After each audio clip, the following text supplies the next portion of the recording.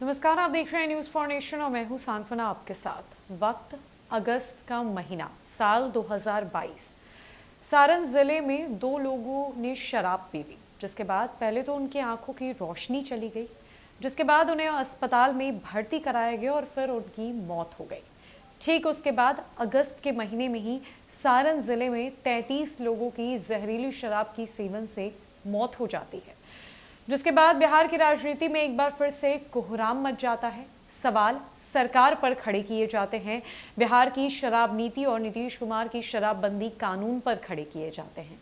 बिहार में साल 2016 से शराबबंदी कानून लागू है और इसको लेकर शराब नीति भी बनाई गई है, जिसकी चर्चा इन दिनों सदन से लेकर सड़क तक जारी है। लेकिन इन सालों में शराबबंदी कानून के लागू होने के बावजूद भी कई लोगों ने जहरीली शराब के सेवन से अपनी जानें गंवा दी। सरकार और प्रशासन लगातार शराबबंदी कानून को सफल बनाने की कवायद में बिहार में जुटी हुई है, चाहे वो बिहार के बॉर्डर्स पर चेक पोस्ट को बढ़ाना हो या फिर शराबबंदी कानून के मद्देनजर कई योजनाओं की शुरुआत करना हो। ये पूरी व्यवस्था प्रशासन के अंडर है, जहां शराबबंदी का दायित्व प्रशासन संभाल रही है। ऐसे में इस साल के अगस्त महीने में शराब कांड सारण जिले में हुआ, जिसने सबको कपा दिया और अब दिसंबर में शवों की लाइन बिछ गई है। और एक बार फिर से ये मामला बिहार के छपरा जिले से सामने आया है, जहां बिहार में सबसे बड़ा शराब कांड हुआ, जिसकी चर्चा बिहार की राजनीति से लेकर दिल्ली की राजनीति तक की जा रही है। केंद्र से टीम भी भेजी गई है, जहां जांच पड़ताल होनी है। नीतीश कुमार ने सदन में साफ साफ कह दिया है कि मरने वालों से उन्हें कोई हमदर्दी नहीं है, तो कंपनसेशन की बात तो बड़ी दूर की है।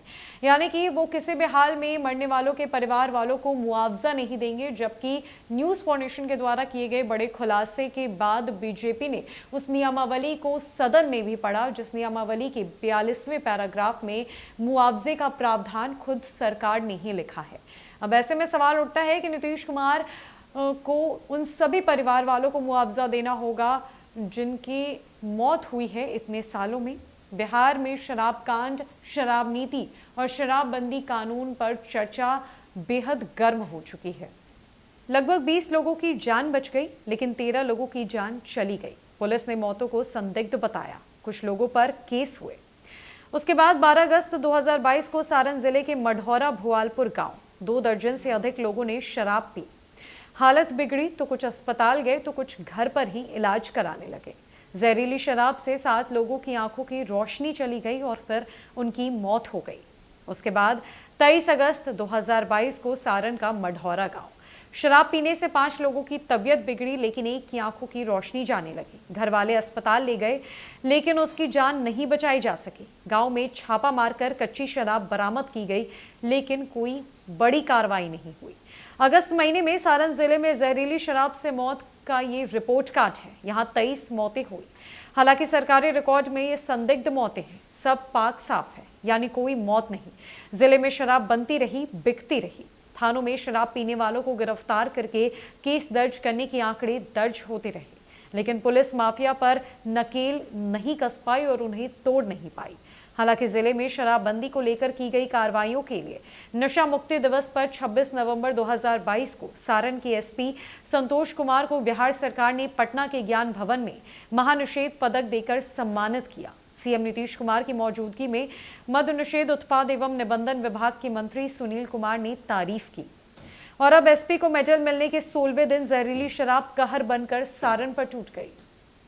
मौत का आंकड़ा तेजी से बढ़कर 72 के पार हो गया। मौत की रफ्तार ऐसी ही रही तो आने वाले दिनों में आंकड़ा 100 के पार भी हो सकता है। ये बिहार का सबसे बड़ा शराब कांड है। अभी कई लोग अस्पताल में मौत से लड़ रहे हैं। नवंबर में मद्यनिषेध पदक पाने वाले एसपी संतोष कुमार का जिला ही आज पूरे देश में जहरीली शराब से मौत के लिए चर्चा में है। थानेदार और एसडीपीओ पर कार्रवाई कर एक बार फिर मामले को शांत करने की कोशिश की जा रही है, लेकिन विपक्षी दल डीएमएसपी पर सवाल खड़े कर रहे हैं। बिहार की सारण जिले में इस साल शराब से मौत का तांडव देखने को मिला, जहां अगस्त के महीने में सबसे पहले 23 मौतें हो गई। उसके बाद नशा मुक्ति दिवस के दिन सारण के एसपी संतोष कुमार को मद्य निषेध एवं उत्पाद विभाग की तरफ से सम्मानित किया गया और उनकी बड़ी तारीफ की गई। लेकिन उस नशा मुक्ति दिवस के चंद दिनों बाद सारण जिले में लाशें बिछ गई। दिसंबर का महीना चल रहा है और मौत का आंकड़ा 100 के पार माना जा रहा है, जहां बिहार के सारण जिले की चर्चा पूरे देश भर में की जा रही है। ऐसे में जहां एक तरफ इन्हें मेडल देकर सम्मानित किया जा रहा है, तो वहीं दूसरी तरफ बिहार में शराबबंदी की पोल पूरी तरीके से नीतीश और तेजस्वी की खुलती हुई नजर आ रही है। सवाल एक बार फिर से प्रशासन और बिहार की विधि व्यवस्था पर उठता हुआ नजर आ रहा है। एसपी को मेडल दिया जाता है तो वहीं उसी के जिले से इतना बड़ा कांड हो जाता है, तो इसके लिए जिम्मेदार आखिर कौन है? आपको कमेंट सेक्शन में क्या लगता है, हमें जरूर बताएं। फिलहाल के लिए इस अपडेट में इतना ही। नमस्कार।